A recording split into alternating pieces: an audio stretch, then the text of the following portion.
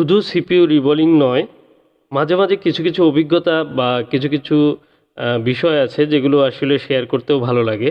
যেমন এই ফোনটি কিন্তু মালয়েশিয়া থেকে পাঠিয়েছেন। এই ফোনটি মালয়েশিয়া থেকে যিনি পাঠিয়েছেন উনি আমার ভিডিও দেখতেন। ভিডিও দেখে ওনার ভালো লেগেছে এবং কি ওনার ফোনটি ডেড হয়ে যায়। এই ফোনটি মালয়েশিয়াতে হয়তো একটি রিপেয়ার শপে দেখান এবং তারা তেমন কোনো রিপেয়ার না করে ওনাকে রিটার্ন করে দেন। পরবর্তীতে উনি আমার কাছে পাঠানোর জন্য সরাসরি বাংলাদেশে ফোনটি পাঠিয়ে দেন। আর বাংলাদেশ থেকে ওনার কাজিন আমার কাছে সরাসরি এসেছে। তো এই ফোনটি মূলত আমি রিপেয়ার করছি। এটি হচ্ছে পোকো X3 প্রো একটি ফোন। জানেন যে পোকো X3 প্রো এগুলো হঠাৎ করে ডেড হয়ে যায়। আর এই ফোনগুলো প্রচুর পরিমাণে আমি রিপেয়ার করেছি, যেটি শুধু বাংলাদেশে নয়, দেশের বাইরে থেকেও অনেক ফোন এসেছে যেগুলো আমি রিপেয়ার করেছি।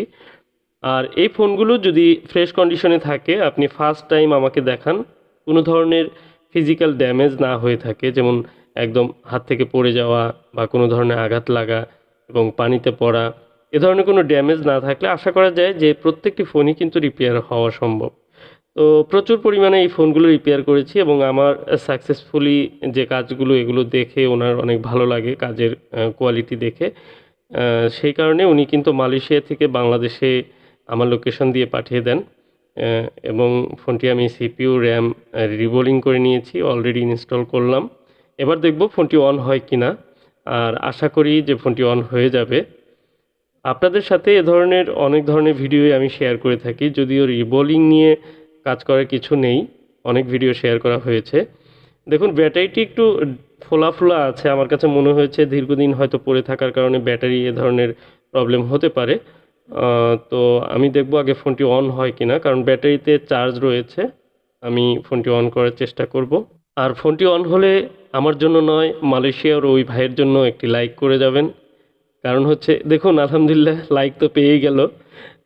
তো এ ধরনের ফোনের রিপেয়ারের কাজ অসংখ্য অসংখ্য করেছি। আপনারা এই কাজগুলো, যারা এই কাজগুলো করে সিপিইউ রিবোলিংয়ের, তাদের দিয়ে করাবেন, তাহলে অবশ্যই কাজগুলো সাকসেসফুলি হয়ে যাবে।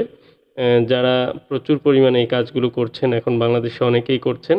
হয়তো একসময় প্রথম যখন এই কাজগুলো আসে তখন কিন্তু সবাই এই সিপিইউ রিবোলিংয়ের কাজগুলো করতেন না। কিন্তু এখন আলহামদুলিল্লাহ আমাদের দেশে অনেকেই এই রিবোলিংয়ের কাজগুলো খুব সুন্দরভাবে করছেন। তো সবার জন্যই শুভকামনা থাকবে।